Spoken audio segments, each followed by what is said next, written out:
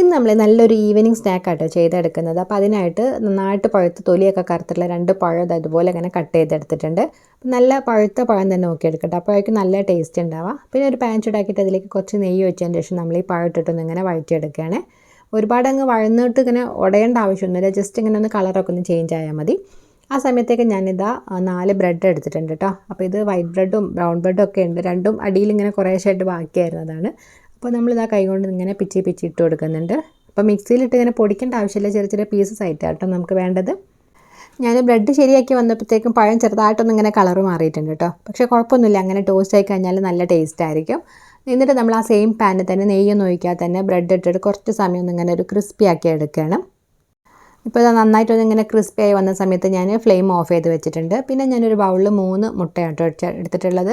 എന്നിട്ട് അതിലേക്ക് ഞാൻ ഏകദേശം 4 ടേബിൾ സ്പൂണോളം പഞ്ചസാര, 3/4 കപ്പ് പാല്, കുറച്ച് ഏലക്ക പൊടിച്ചത്, ഇതെല്ലാം കൂടെ ചേർത്ത് നമ്മൾ നന്നായിട്ടൊന്ന് മിക്സ് ചെയ്ത് കൊടുക്കുന്നുണ്ട്. ആ പഞ്ചസാരയൊക്കെ നന്നായിട്ടൊന്ന് മിക്സ് ആകുന്നവരെ റെഡിയാക്കി എടുക്കാം കേട്ടോ. ഇനിയിപ്പോൾ ഇതിലേക്ക് നമ്മൾ നേരത്തെ വഴറ്റി വെച്ചിട്ടുണ്ടായിരുന്ന പഴം കംപ്ലീറ്റ് ആയിട്ടും ചേർത്ത് കൊടുത്തിട്ടുണ്ട്. അതുപോലെ തന്നെ നമ്മൾ നേരത്തെ ടോസ്റ്റ് ചെയ്ത് വെച്ചിട്ടുണ്ടായിരുന്ന ബ്രെഡും കൂടെ ചേർത്ത് നന്നായിട്ടൊന്ന് മിക്സ് ചെയ്ത് കൊടുക്കുകയാണ്. അപ്പോൾ ഞാനിതാ പകുതി ബ്രെഡൊക്കെ വെച്ചിട്ടൊന്ന് ഇങ്ങനെ മിക്സ് ചെയ്ത് കൊടുത്തു. പക്ഷേ കംപ്ലീറ്റ് ആയിട്ടും ചേർത്ത് കൊടുത്തപ്പോഴത്തേക്കും ആ ഒരു പാത്രം ഇങ്ങനെ നിറഞ്ഞിട്ടുണ്ടായിരുന്നു കേട്ടോ. മിക്സ് ചെയ്യാൻ ഇത്തിരി പാടായിരുന്നു. ഇനി ഒരു പാത്രം മാറ്റിയിട്ട് അതും കൂടെ കഴുകാനുള്ള മടി കൊണ്ട് ഞാൻ അതിൽ തന്നെ വെച്ചിട്ട് ഏകദേശം ഒന്ന് അങ്ങനെ മിക്സ് ചെയ്ത് കൊടുത്തിട്ടുണ്ട് കേട്ടോ. പിന്നെ നമ്മളൊരു പാൻ ചൂടാക്കിയിട്ട് അതിലേക്ക് കുറച്ച് നെയ്യ് ഒഴിച്ച് എല്ലാ ഭാഗത്തേക്കൊന്ന് ചുറ്റിച്ച് കൊടുത്തു. ഇപ്പോൾ അത്യാവശ്യം നമ്മൾ ഫ്ലെയിം കൂട്ടി വെച്ചിട്ടുണ്ടായിരുന്നു കേട്ടോ. ഇനി അതിലേക്ക് നമ്മൾ ഇത് കംപ്ലീറ്റ് ആയിട്ടൊന്ന് ഒഴിച്ചു കൊടുത്തതിന് ശേഷം നന്നായിട്ടൊന്ന് പരത്തി വെച്ചിട്ട് നമ്മൾ ഫ്ലെയിം നന്നായിട്ട് കുറച്ച് വെക്കുക. ലോ ഫ്ലെയിമിലാക്കിയിട്ട് അടച്ചു വെച്ച് ഏകദേശം ഒരു അരമണിക്കൂറോളം നമ്മളൊന്ന് കുക്ക് ചെയ്തെടുക്കുകയാണ്.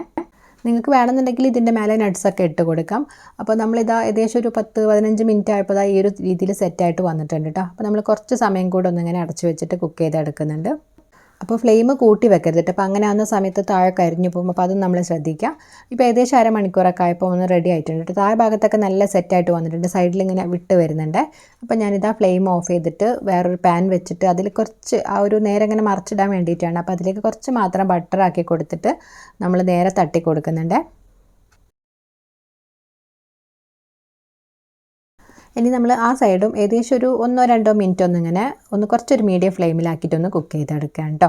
അപ്പോൾ നമ്മൾ ഈസി ആയിട്ട് നമ്മളെ പോൾ അവിടെ റെഡി ആയിട്ടുണ്ട്. ബ്രെഡ് പോളാന്നോ അല്ലെങ്കിൽ പഴം പോളാന്നോ മുട്ട പോളാന്നൊക്കെ വിളിക്കാം കേട്ടോ. എല്ലാം കൂടെ നമ്മൾ ചേർത്തിട്ടുള്ള ഒരു മിക്സ്ഡ് ആയിട്ടുള്ള ഒരു പോളയാണ്.